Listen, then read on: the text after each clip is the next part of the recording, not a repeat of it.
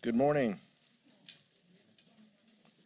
It's a pleasure to be with three of our ranking members and our distinguished vice chair at this press conference. House Democrats are ready. In the 118th Congress, we stand united behind Hakeem Jeffries, whose leadership is astounding, bold, courageous, decisive. You get the point. The chaos and crisis on the other side of the aisle has not stopped House Republicans. After caving to demands from extremists in their conference, Speaker McCarthy has a secret 3-page list of promises that will prevent his caucus that he had to put in place to prevent his caucus from voting down their own rules package. Rather than trying to find common ground, House Republicans have chosen a path of division and default. We've not seen a single concrete proposal from Republican leadership that will lower costs for everyday Americans. Instead, they've ratcheted up their attacks on women's reproductive rights, against voting rights legislation, and against codifying Roe v. Wade. When they're ready to get serious about the most pressing issues of facing this country, House Democrats stand ready to work with them to deliver. Until then, we're going to continue to call out their extremism each and every step of the way. Our Vice Chair, Ted Lieu. Thank you, Chairman Aguilar, and good morning. Last week, the American people saw a clear contrast between a unified Democratic caucus working on behalf of the American people and the chaos, confusion, crisis of the Republican caucus who've been captured by MAGA extremists. And this contrast continues this week. So while Democrats are putting people over politics and working to lower costs and get better paying jobs and safer communities, what is the very first thing Republicans do? The very first bill they pass? It guts the Office of Government Ethics. Essentially, when you read what they say, you cannot hire any staff after 30 days for that important office, which means if any staff has to leave, relocate, resign, for whatever reason, leave the office, they cannot be replaced. So over time, this office could shrink to nothing. And why do Republicans want to do that? Well, they want to stop investigations into themselves. And we see that again with what's going to be voted on today, which is their committee to obstruct justice. They're going to create a committee to meddle into ongoing law enforcement investigations. Some of these investigations are investigating Republican members of Congress, as well as the former failed president. So that is what the American people are seeing, and that contrast will continue to play out week after week after week. And now it's my honor to introduce our terrific ranking member of Appropriations, Rosa DeLauro. Thank you very much. Thank you. Good morning. Pleasure to be with all of you today, and I want to say a thank you to Chairman Aguilar, Vice Chairman Lieu, for inviting me to join the press conference this morning, and also to thank my colleagues, Chairman Neal and Chairman Boyle, for their leadership. As my colleagues have mentioned, the Republicans' chaotic process to elect a Speaker of the House, it's unprecedented, and it's also dangerous. Republicans are making side agreements, handshake deals that not only contradict their calls for transparency, but also attempt to short-circuit the 2024 government funding process before it even gets started. Appropriations bills are must-pass bills. They require bipartisan, bicameral agreement, like the House Democratic majority secured when we passed the agreement funding the omnibus bill in December. It appears, quite honestly, that Republicans, they don't understand this process, because in his attempt to become Speaker, Kevin McCarthy reportedly already promised to cap spending at the 2022 levels in exchange for votes. Let me just take a second to tell you about what that means. Now, obviously, we do not have the exact cuts that the Speaker traded for votes because the deal was made in secret. But there's a discussion that the cut from 2023 would apply to all discretionary spending, defense and non-defense. That's at least a $130 billion cut to all discretionary spending. That's about an 8% cut. If you take it all from non-defense, it is at about a 17% cut. And while there are some House Republicans saying that they will not cut national security, they would then leave veterans in the lurch. Taking the veterans programs back to 2022 would shortchange VA medical care by at least $31 billion. That's a 32% below what we just enacted in December. It doesn't account for potential increases the department will identify on their upcoming budget requests. So they're going to slash what are critical investments. And as I said, it's defense, national security, military readiness, and a combat capability.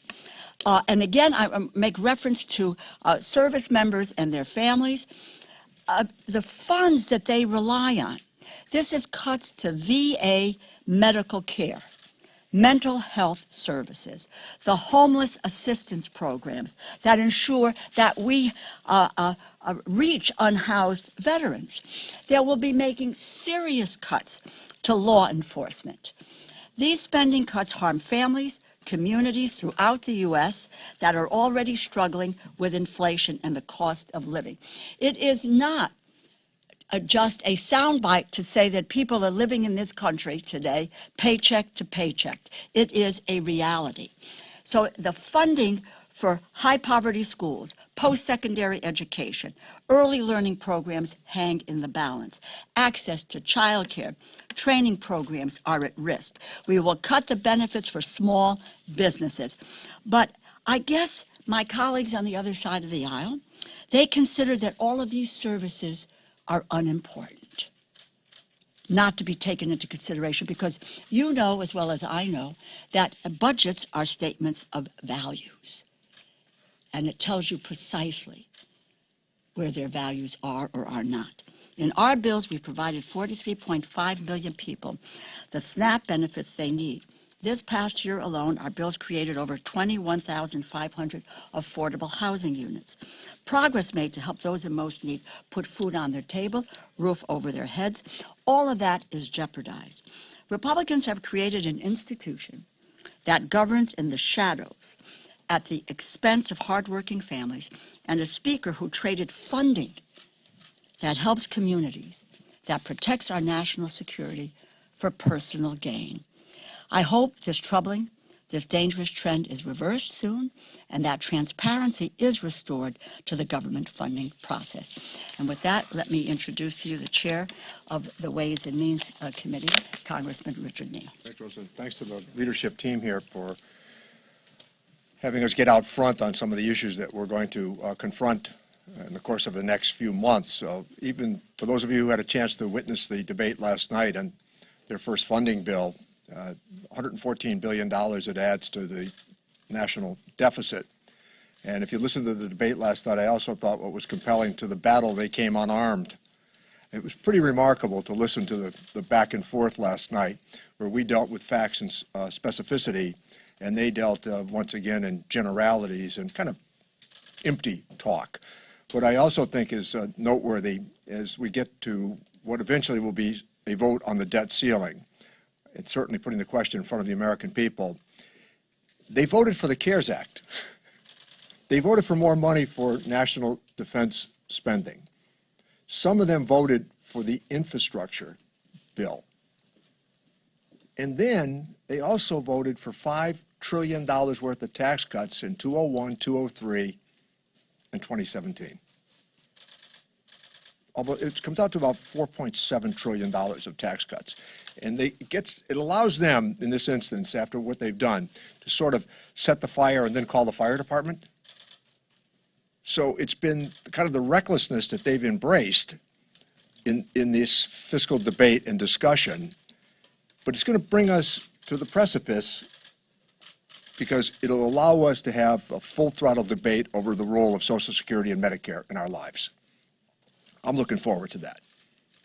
It's really important to remember, as I've just described it, where the tax cuts were, where the spending increases came from, and then how we intend to defend Social Security and Medicare and do the responsible thing and raise the debt ceiling. The debt ceiling shouldn't be held hostage to this sort of conversation, particularly when you participated in increased spending, which, by the way, was all valid. All valid. The CARES Act. Speaker Pelosi and I, with Secretary Mnuchin, we negotiated that legislation in her office. Many of you were witness to it when you saw the final product, and we came out of the Speaker's office at the time, with Secretary Mnuchin calling in back and forth over 8 days. They all voted for it. And I call attention to that because now they want to say, well, we're not going to raise the debt ceiling until you agree to irresponsible cuts in domestic spending. Better to have the discussion right now. Let's set the table. Let's get to the debate over Social Security and Medicare. Happy to engage. Brendan Boyle. Thank you for that wonderful introduction, Richie. Didn't want to overdo it. So I'm Brendan Boyle, Brendan, not Brandon, incoming ranking member of the Budget Committee. And actually, let me build off what Richie just said and focus on one area as part of the adopted rules package last night, and that's cut go. You know, you can always tell when there's a Democrat in the White House because their Republican colleagues suddenly become concerned again about deficit and debt. When there's a Republican in the White House, they conveniently forget that topic. But every time they take over and there's a Democrat in the White House, suddenly there's this focus on deficit and debt. Well, here's the hypocrisy in what they're saying. As part of CutGo that they reinstated last night, any tax cuts that they propose do not have to be offset. So all of those critical investments that Chair DeLauro spoke about, critical investments in the American people, education, jobs creation, helping veterans, all of those have to be offset according to their rules. But another big round of tax cuts, like what they did the last time they were in the majority, $2 trillion tax cut, 83% of which went to the wealthiest 1%, not one dime of that would have to be offset. So keep that in mind when they are crying crocodile tears about our national debt. I would also say, as Chairman Neal did, the debt ceiling should not ever be something we play around with. It is too dangerous. This country has been able to get through and weather government shutdowns. We would not be able to weather a compromise on the full faith and credit of the United States. It would cripple not only the U.S. economy, but the world economy. This caucus has the responsible position not to play politics with this. The other side has been threatening repeatedly, as recently as last night, to refuse to raise the debt ceiling because they're so hell-bent on cutting Social Security, Medicare, and Medicaid. We won't let them get away with it. And now it's my pleasure to bring back our chairman, Pete Aguilar. Thanks, Brendan. Questions?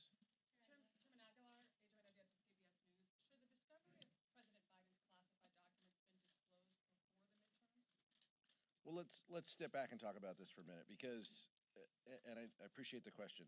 This is Republican hypocrisy at its finest.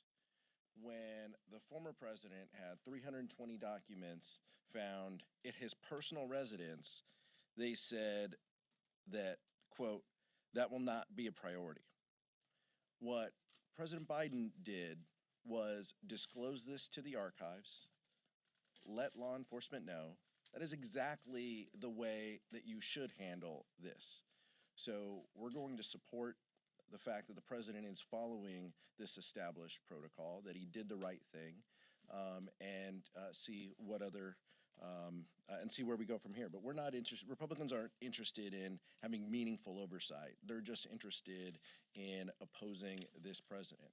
Go ahead. What do you say to critics who argue these documents were discovered November 2nd, midterms were November 8th, and they could have been withheld to avoid potential damage against Democrats before the midterms? this was done in consultation. You saw Merrick Garland have a U.S. attorney weigh in at this point. This is being done the exact way, getting the archives involved. Someone who was on the January 6th committee, there is a process to handling documents. The president is handling it the way he should. That's what's important here. Go ahead. To follow up on that, though, I mean, in April we knew about well, in August we knew about the search warrant executed at Mar-a-Lago. Isn't that sort of a time when everybody goes, let's just make sure we don't have any of our own? Isn't this a little bit sloppy to not have this go through things on the Democrat side to make sure that when they're saying this is terrible, he has documents, it's also make sure that we don't have any documents? I don't think that's a question for me. That might be a question directed down the street. But what I'll tell you is this is being done. This is being handled the way he should. This is not about August. This is about today. Where we are at. The president is handling this the way that he should. He's disclosing it. He's letting the archives know. Law enforcement is aware. We're handling this with the seriousness at which it deserves, but we're not downplaying this, which is exactly what House Republicans have done. Did you have something, Richard? No, just to say the Justice Department has the issue. Can I ask you about House ethics? Obviously, Leader Jeffries announced some assignments on the committee today, but Republicans have tried to gut the committee with, various provisions that they've released. Obviously, George Santos is now a member of Congress.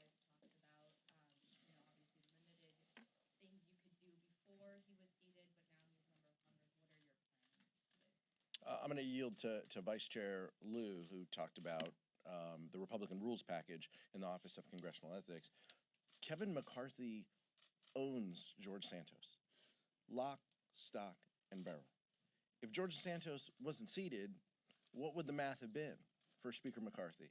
He would have had to flip another vote or get two people to vote present. I mean, he owns George Santos. That's the only reason why he was seated, is to give George Santos that ability to vote for Kevin McCarthy. So let's call this exactly what it is. There should be repercussions. The state and federal governments and the law enforcement agencies should look into it. The FEC should look into this. I know that there might be an ethics complaint that's filed here as well, but this is an incredibly serious issue from someone who clearly is divorced from reality and sanity. But this is at the feet of Kevin McCarthy, not just George Santos alone. Vice Chair Lieu. Thank you, Chairman Aguilar. So the Republican rules package says that you cannot hire any staff to the Office of Government Ethics after 30 days. Why would they do that? You should ask them, what is the rationale for doing that? Well, the rationale is to shrink this office, because if anyone leaves after 30 days, they don't get replaced. And eventually, there's going to be no one in that office, because they don't want the office investigating people like George Santos. And as Chairman Aguilar noted, arguably, George Santos was the deciding vote for Kevin McCarthy for Speaker. It was also disclosed yesterday that when George Santos was fundraising, apparently his fundraising person was telling folks that he was actually Kevin McCarthy's chief of staff. So if they were using the telephones, which I assume they were, that would essentially be conspiracy to commit wire fraud. So what George Santos did was not only unethical, it appears to be highly illegal. And you have ethical investigations, but also you have what looks to me like criminal liability. I think Speaker McCarthy needs to talk about what he thinks about George Santos and really put him up for condemnation or an expulsion vote from this Congress. Just one last point on that. If George Santos wasn't seated, I might be giving another nominating speech, and so we could still be going at this. Garrett and then Leanne. Nobody wants that. Absolutely. Thank you. 9. You didn't like anything with one of the 9? Come on, Garrett. Good. Here's populating committees this week. Speaker McCarthy's reiterated his desire to not seat Adam Schiff or Eric Swalwell on the Select Committee on Intel, should their names be put forward. Is it the caucus's intention to put their names forward to be seated on that committee? And what happens if Speaker McCarthy follows through on that threat and strikes them from the Intel Committee? That's a steering for Leader Jeffries as well as a steering and policy committee. So steering and policy will meet once we have the ratios. in negotiation with the majority, we'll have those ratios. We will populate our committees, and we will send the names of the individuals who this caucus supports and are qualified to serve on committees. What the speaker does beyond that is something that we will handle, and I know you have a bunch of hypotheticals for me, but it isn't anything that we're going to get into today. So the process, The chairman, presumably he's not going to be left out of the bottom on a the ratio question. the process is that the caucus will advance the nominees and the individuals who we feel best reflect the Democratic caucus, our democratic values, and have the ability to lead, including ranking member Schiff. And so they will be put forward. What the speaker does beyond that is something that that the leadership team and the steering and policy committee will have to handle. Leanne? I have a committee question. Today the House is going to vote on this new select subcommittee on the weaponization of the federal government. Democrats are going to have seats on this committee. Do you plan to seat Democrats on that committee? And also, Representative Omar has publicly suggested that she would be interested on that committee. So is she being considered for it? There's a process, we call that the tinfoil hat committee in our caucus. There's a process by which members will raise their hands and let leadership know what they're interested in. It is our intent to seat members on every subcommittee, every select committee, every subcommittee that the leadership on the majority side advances. It's in our best interest to make sure we are representing the will of the caucus and the American public, and that Republicans don't have an opportunity behind closed doors to shape and to add to these conspiracy theories. That is not in the interest of the American public. And by the way, none of these issues that they are advancing have anything to do with lowering costs that Americans are facing. This is all about campaign promises and a secret 3-page document that none of us have seen that was the path for Kevin McCarthy to become speaker. And so we're going to continue to do the business of the people each and every step of the way. Let's go over here.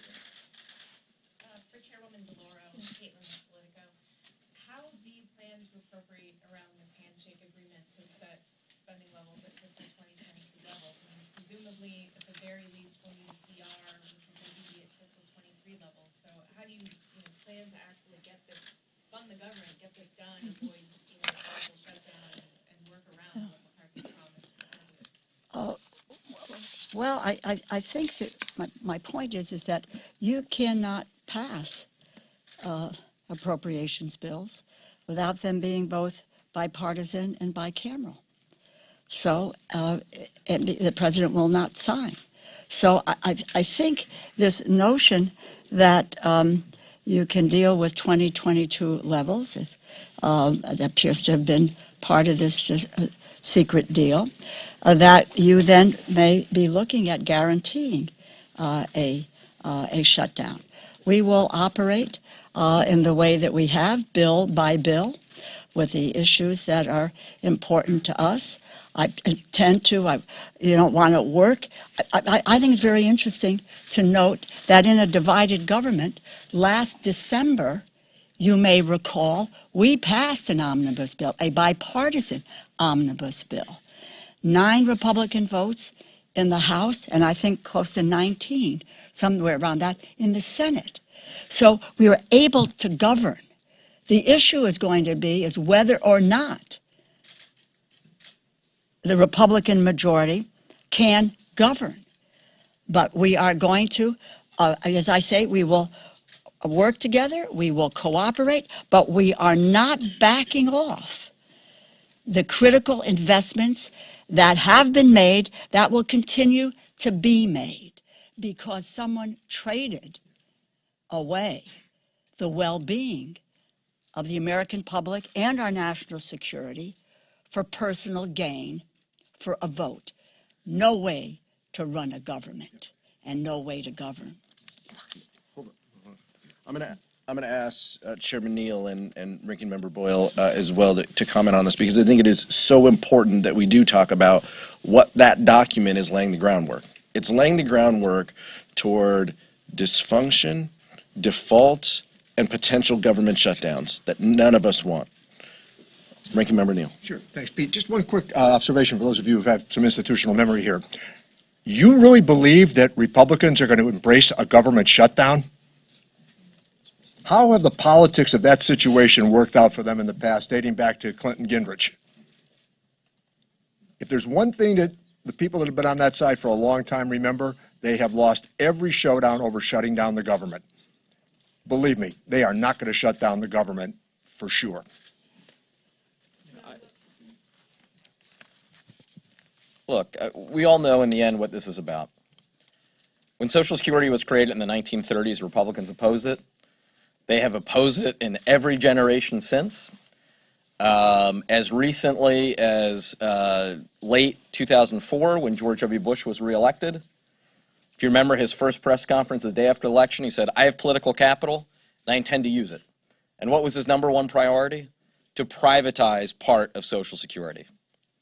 Now here we are, and don't take my word for it.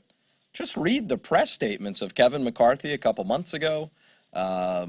Every single one of the Republicans who was running to be my counterpart on Budget Committee as chair, they were all saying they intend to use the debt ceiling as leverage to win cuts to Social Security, Medicare, and Medicaid. To their credit, they're being public about it. Now, I've worked on this issue my entire time here in Congress, working to attempt to depoliticize this bomb to our economy and the worldwide economy. I'm so proud of this caucus, not just House Democrats, but working with the White House as well. We are firmly united on this. And just as Republicans lost back in the Gingrich Congress in the mid-1990s, just as they lost in 2011 on this issue, they will lose again in 2023. I just want to make one point. You know, I think you all will recall last December, I was, swarmed with so many of you are in this audience today. I mean, just, just overwhelming. Are we going to shut the government down? Are we going to shut the government down? This is going to lead to a government shutdown. And just absolute no. We are not going to have a government shutdown. Why? Because there was a willingness to work together with our colleagues in the House and our colleagues in the Senate, in order to be able to fashion public policy that was going to be beneficial to the American people, whether it was their national security, which was their jobs, job training, whether it was veterans, and we came to an agreement.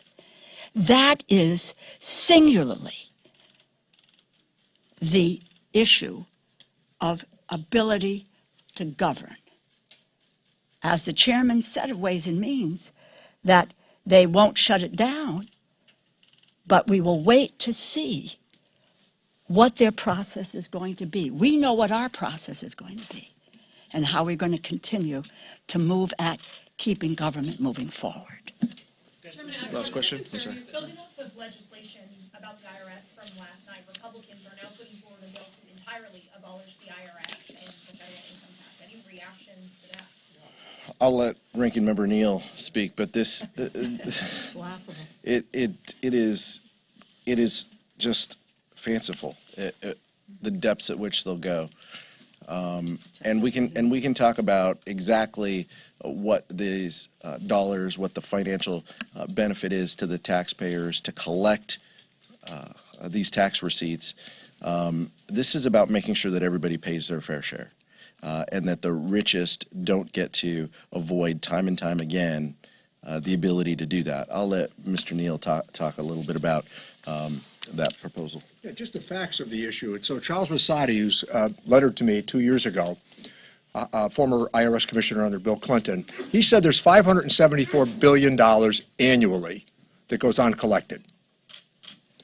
And Charles Rettig, the IRS commissioner, a Republican under Donald Trump, said that number is closer to $1 trillion annually that goes uncollected. Now, what we voted for last night, or voted against last night, was to remain consistent to our position, and that was computer modeling, replacing retired IRS officials, which have been cut by 30% over the last 15 years. We addressed that. And enhanced technology. For those of you who are stuck at airports with Southwest, the one thing you should be reminded about, now the evidence points to technology and the lack of its sufficient upgrade that created the chaos. That's what happens with the IRS. Every year for our local school systems, 200 teachers retire, you replace them. They haven't done that at the IRS. So don't go by what I have to say about this. Charles Rosati, Democrat. Charles Rettig, a Republican. $574 billion. Think of what you could do with that. $574 billion a year that goes uncollected. And back to Commissioner Rettig, who said $1 trillion a year goes uncollected. That's the tax gap. Thank you. Thank you.